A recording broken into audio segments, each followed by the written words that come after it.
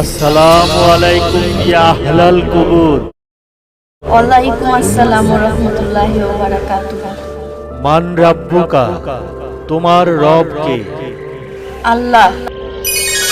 মান দীনুকা, তোমার দিন কি? ইসলাম। মান নাবিয়ুকা, তোমার নবী কে? হযরত মুহাম্মদ সাল্লাল্লাহু আলাইহি সাল্লাম।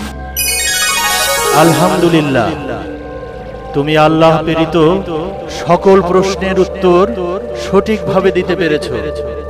তোমার জন্য সুসংবাদ, তুমি জান্নাতি। কোনো এক ভালো কাজের উছিলায় আল্লাহ তোমাকে জান্নাতের সুসংবাদ প্রদান করেছে। তোমার জন্য কবর থেকেই জান্নাতের দরজা খুলে দেওয়া হয়েছে। আলহামদুলিল্লাহ। তুমি প্রশান্তির ঘুম ঘুমাও এবং কবর থেকেই জান্নাতের নেয়ামত উপভোগ করো।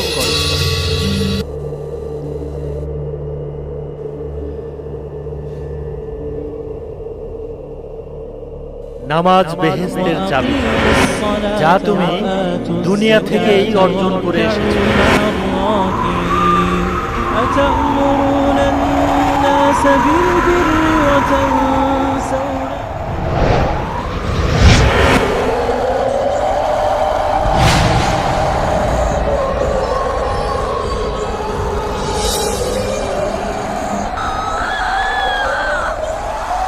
দুনিয়াতে যদি তুমি মহান আল্লাহ তাআলার নির্দেশ অমান্য করতে, তাহলে তোমার জন্য নির্ধারিত ছিল এই জাহান্নাম।